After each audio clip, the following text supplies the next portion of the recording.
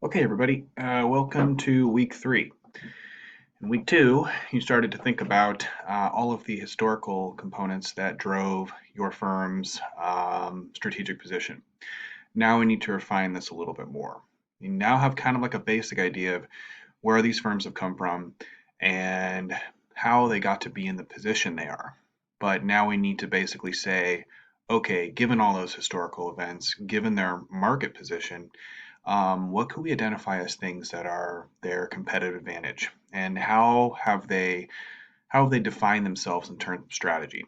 So we have some tools that you can use to kind of be able to make an argument as to what you believe each of the firm's strategy is in the strategic group.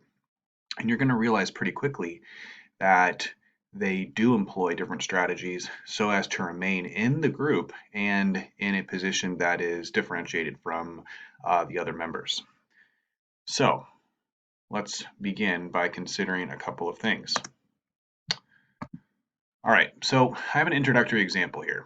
We pretty much all use Facebook, everybody, we know this.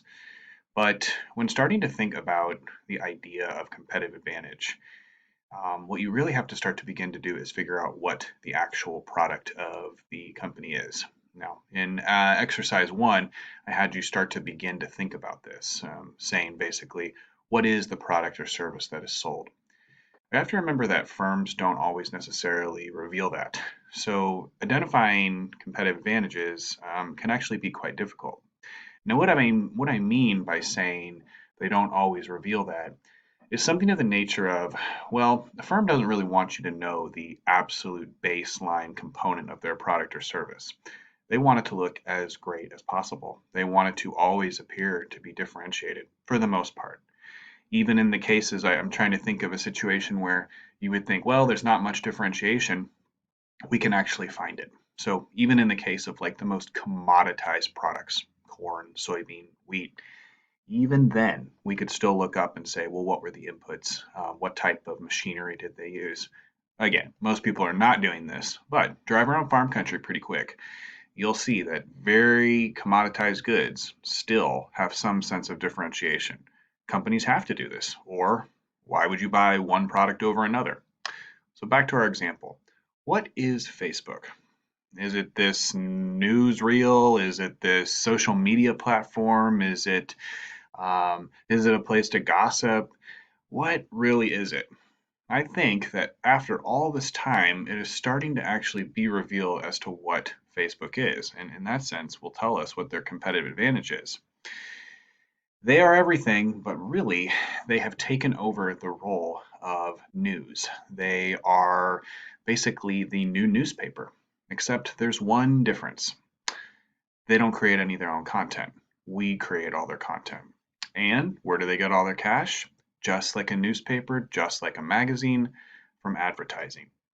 So while we have believed now that we are reading our news and reading the news of the world, we have eliminated much of the newspaper market in the country, news outlets of the country. And where do you think advertisers go? Straight to Facebook. Secondarily, if you're the content makers, they also know all about you. And in this case, they can tailor all the messages to be very specific, as we are all starting to understand. So, what's their competitive advantage?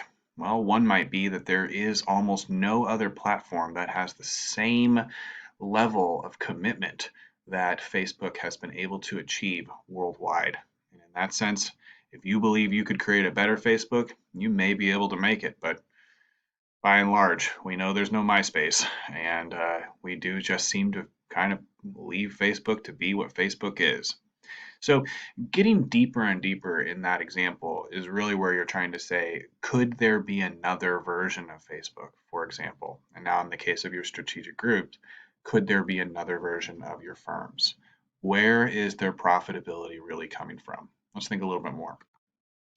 So I keep using this idea of competitive advantage. It has a pretty simple idea.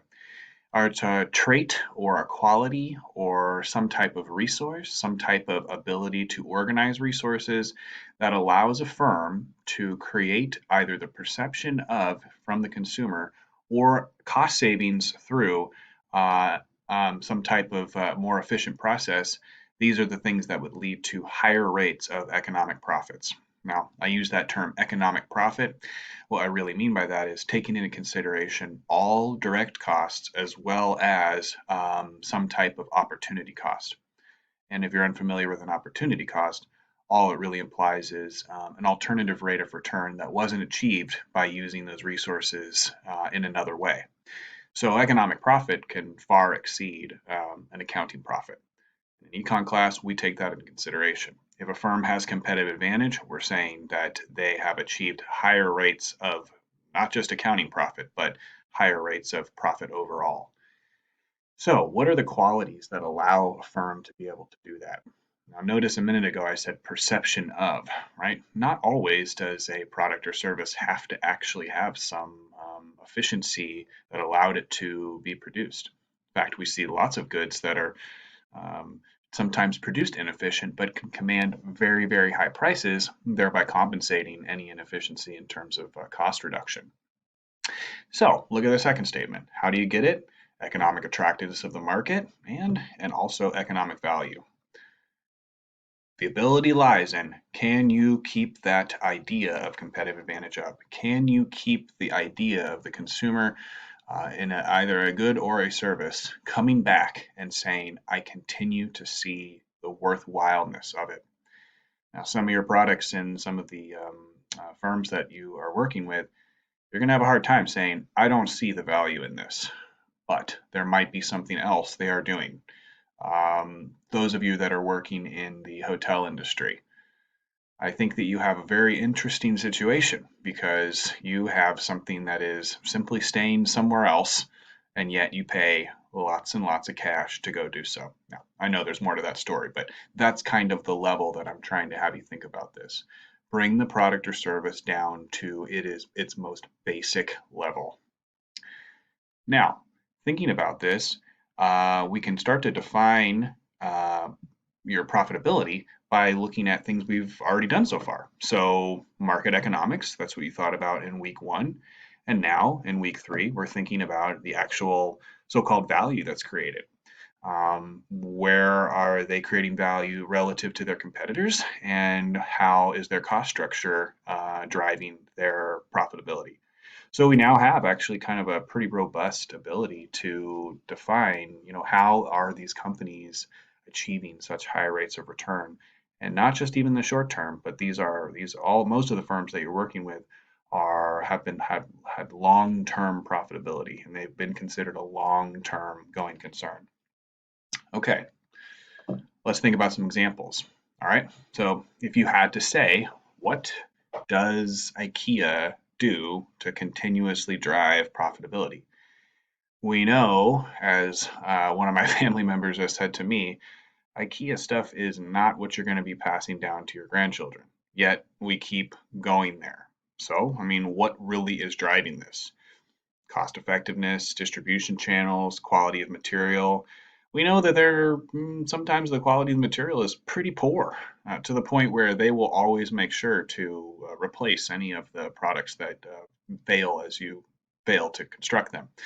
But generally, people believe that it has an attractiveness to it. What has been driving that? How have they continued that perception? Coke. All right, we know that sodas in general have been falling out of desirability, particularly in the United States, but we still see them on their product logos for their non-soda goods. So the name Coke is still very, very attractive to most of us. It's where most of the goodwill actually remains. Think about companies like McDonald's, Starbucks, Budweiser. I mean, they have reached levels of efficiency and cost reduction that could never have been thought of, like early inventors of the modern processing line, like Ford. What do? They can produce the same quality good everywhere, thousands and thousands and thousands and thousands of times. And that allows them to keep people's belief that no matter what, they will get what they paid for. As a point, you think back to my strategic group discussion, producing the same quality beer over and over and over again is a art. And ask any home brewer, they'll tell you. Ask any brewer around town. It's a very difficult task. Okay, so if we were to think about where are those competitive advantages stemming from in these companies that have been successful, all right, this is kind of a line of thinking we need to proceed with. Okay? Now, just because you have competitive advantage, and you should be always thinking about your group in the background, is it sustained? Is that perception arguably maintainable? Are there cost reductions or are there cost efficiencies? Are they maintainable? Are there inputs that could have could have pricing issues in the future? Do they have some type of contract that allows them to keep getting those input prices, such as they do now, to achieve that rate of profit? You really have to kind of start to break down these products to say, well, what are they? So we could say, is first mover advantage enough? We know companies like Coke, it's not. They actually started to run out of their magic. What did they do? Well, they went international for one, and two, started to really, really diversify their product line, including non-beverage products.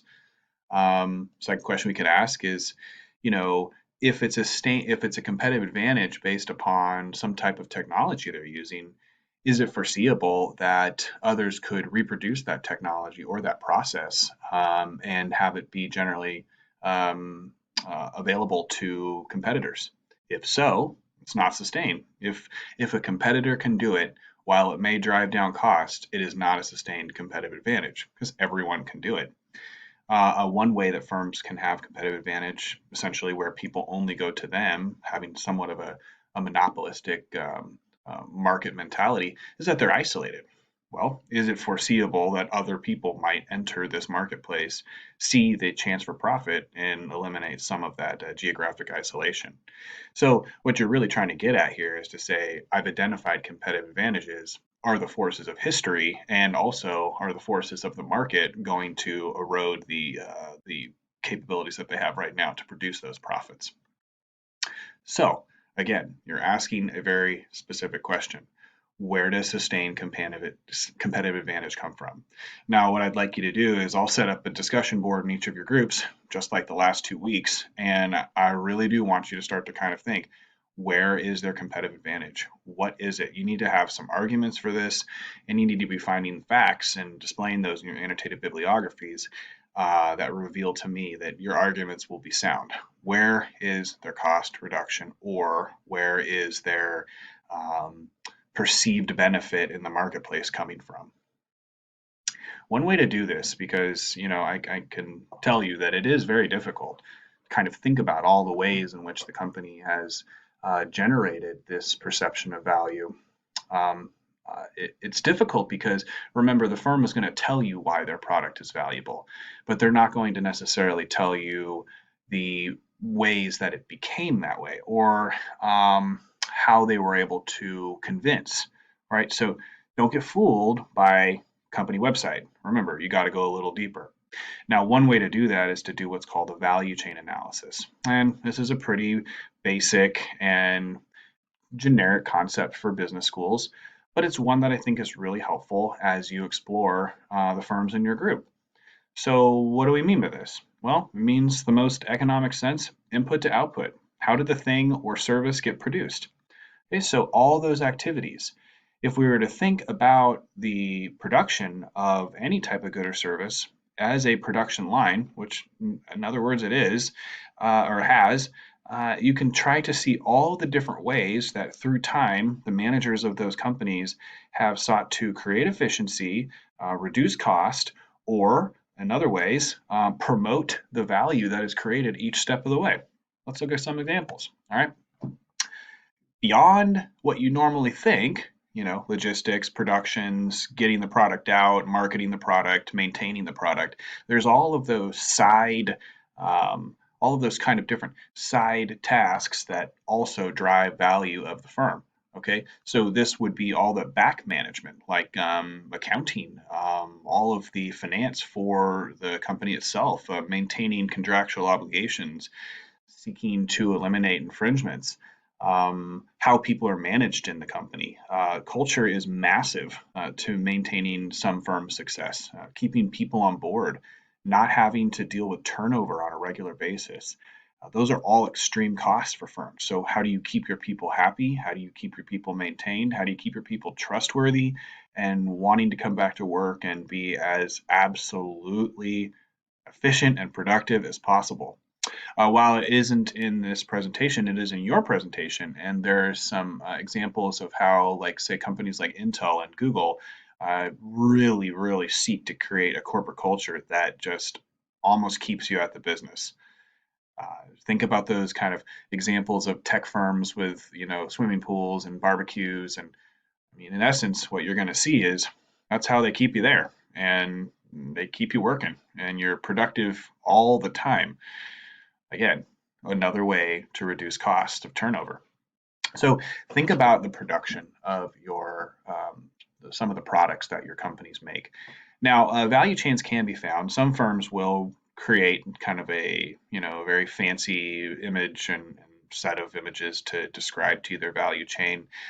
There's an example later in this PowerPoint of I'm fairly sure it's Coca-Cola, and it gives you a good sense of, why they believe that their product should be the one that you buy. And it's anywhere from where they get their water and where they get their sugar and how they deal with packaging and how they deal with waste. All those things are in their mind what they're trying to tell you is why that you should buy their product over another. Okay, so try to utilize this very kind of basic image of this value chain to guide your analysis of how the product is made and where you see they have done specific things to, again, either say this is why we're better than our competitor or this really reduced costs. For some of your companies, automation is going to have to be a conversation here. So really the value chain has to be thought of in two ways. Yes, it is going to be adding so-called benefit, but it is also a cost. Every single activity from the moment that company is operating, hey, even when it's not operating due to fixed costs, is creating a total cost for the company.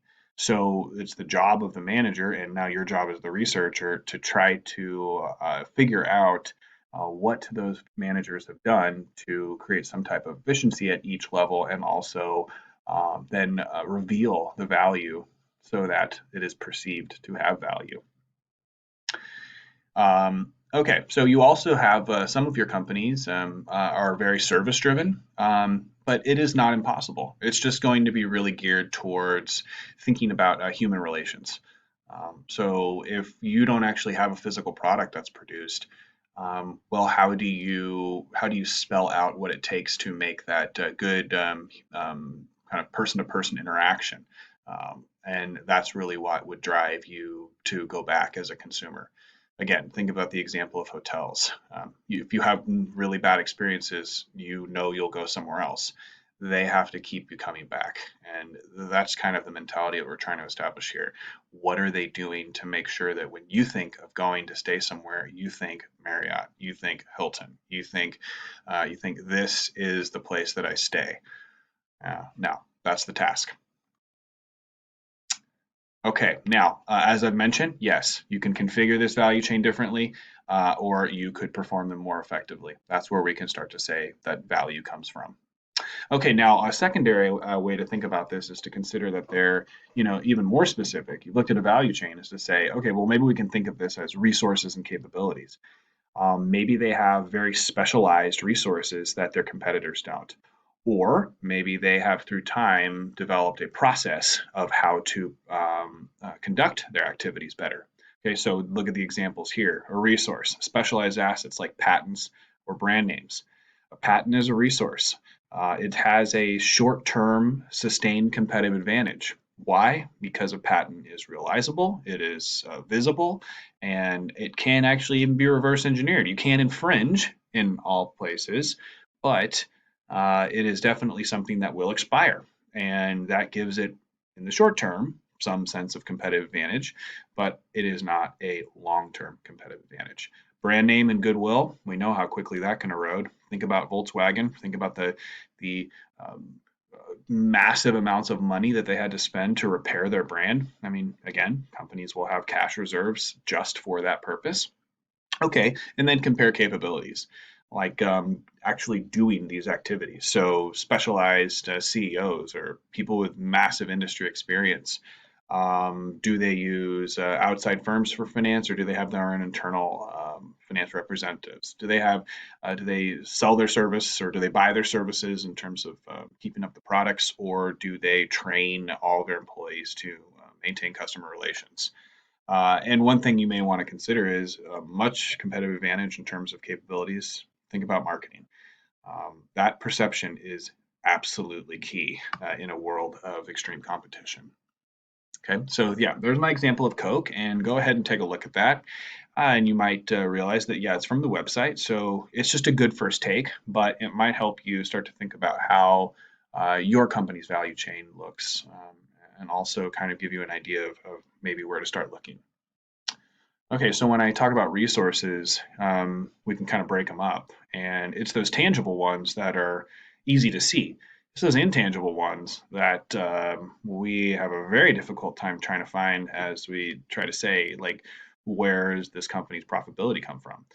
It could be so specialized. It could be tacit knowledge that is very hard to identify where profitability is coming from. It could be Bob and his, long-term network on the East Coast that's that's driving continuous sales. We don't know. Those are the tough ones, but the tangible resources can at least be easily viewed. Again, that's why I chose firms that are widely studied, widely reported on. There are, countless movies about going inside of their, headquarters and talking to their managers, and so that you can actually get a sense of, what might be their financial resources, capabilities, physical, like where are they, how many stores, things like this. Now, your task in the future as a future business manager and who's hopefully going to be thinking about how to expand or start a new business is it's a bit more of a challenge. But at least now you'll be ready to undertake the task. So I've kind of revealed this so far, but what's a patent?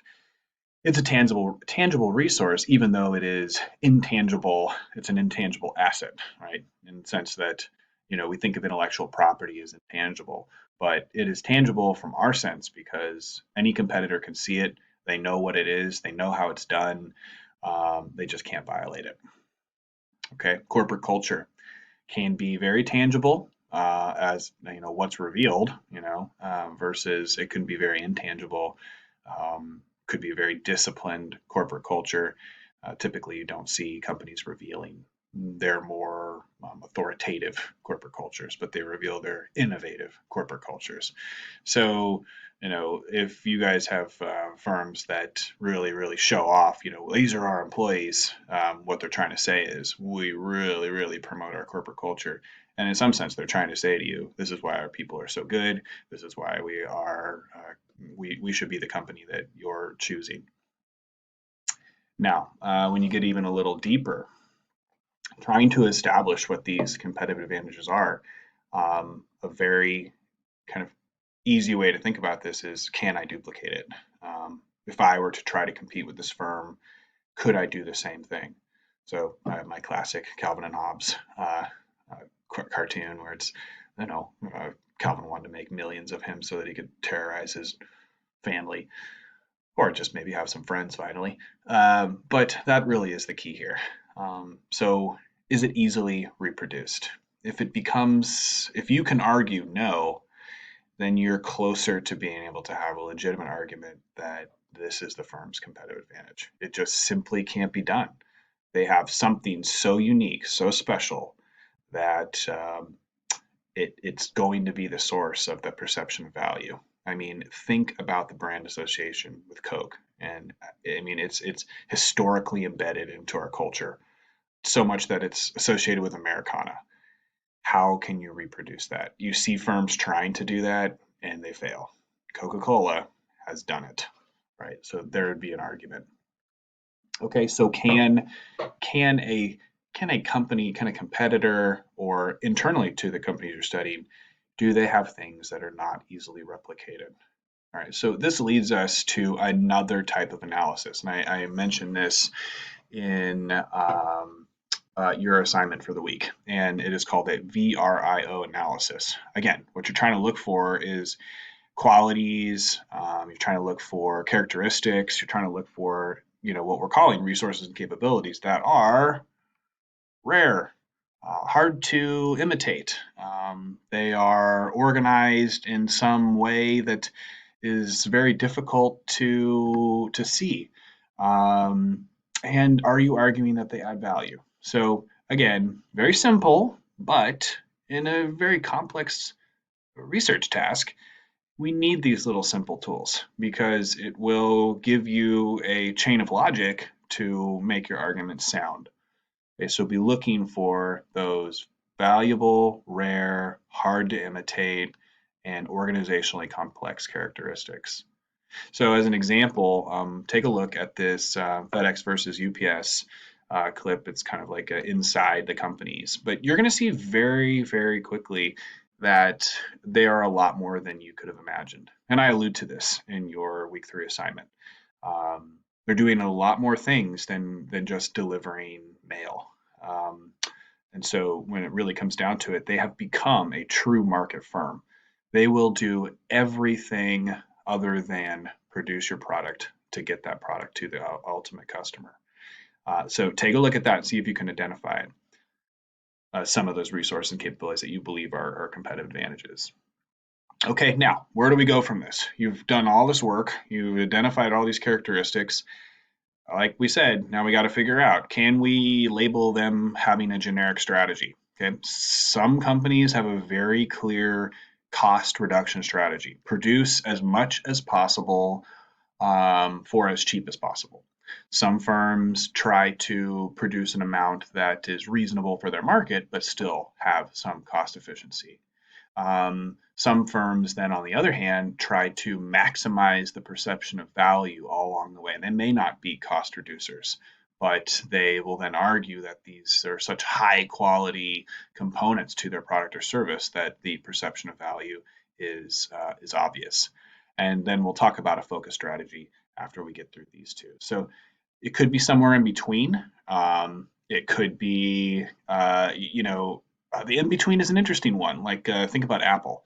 They produce their goods for almost nothing, and then they charge extremely high prices, arguing that they are extreme high quality. Right? So they're kind of a little bit of both. Don't feel like you have to get locked into any of these categories. Your job is to be clear in your arguments and base these arguments on the facts that you find. Okay, so let's just go through these very quickly. Okay, so a cost leader, what are you doing here? You could have three approaches here.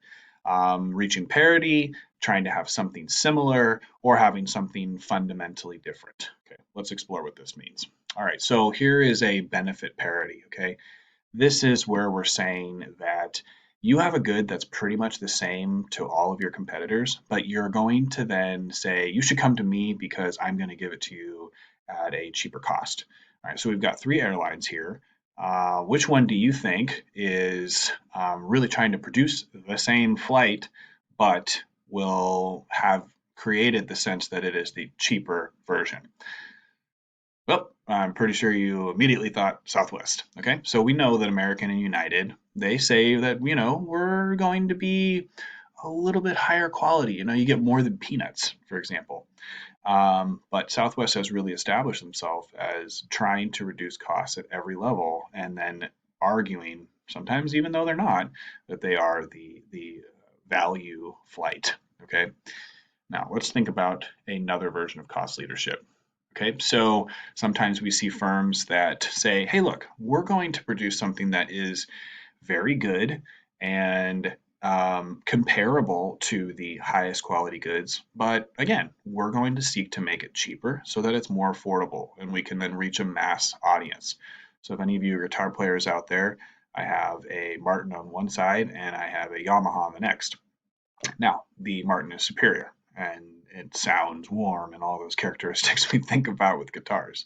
Hey, but those little Yamahas, they're great guitars to learn on, to keep around. You don't have to worry about if they get a little beat up because they're cheaper to buy, but yet the sound is similar. Okay, so they position themselves for certain buyers. Not all of them are going to be Martin buyers. All right, where do we have left? Okay, a fundamentally different, yet still trying to achieve cost reduction. All right, so books to ebooks is a very quick, easy example. It's like it costs a lot of cash to produce textbooks, and you have to charge quite a bit of money given the fact that you only sell one. Now, the ebook is what a genius. It is a genius product. It is trillions of books. Trillions probably too many, but it is a lot of books and lots of different type of reading material, all on a very cheap device. Right, so you can see they're qualitatively different, but still it is a cost reduced perception of value. Okay. Now the benefit side is going to have very similar characteristics, right? So are your firms cost leaders or are they benefit leaders? So let's just get some examples here, right? Similar benefits, slightly better benefits, or substantially better benefits. Okay, let's see. Right. So think about kind of matching, right? Looking at the case of who tries to say that they are matching here, or do we have some firms that are saying, no, no, we're fundamentally better, or again, are we qualitatively different? Okay, so same cost, greater benefit, Hondas versus Fords. I think if you think about benefit, just kind of adding a little bit better, it's like the roastery versus Dunkin'. Um, right, the roastery is trying to say we have high quality coffee. Dunkin's saying we have very good coffee, but we're going to produce a lot more of it. BMWs and Lexus, they don't even think that they're competing. They believe they're in one category and it's their only car, and there is no competitor out there. So we can see that that's going to be something along the lines of saying we are qualitatively different. Oh yeah, here's my little. I like this. So Audi is trying to say, hey, we are definitely in the high quality car market. BMW has a little bit more resources to argue. So I hope you find that funny. Okay, now focus strategies. All right, so now this could be so specific. You represent just a very specific input to a production process, a very specific market, and it doesn't necessarily have to be either high cost or low cost. You're simply just trying to reach an audience that you feel has not been represented.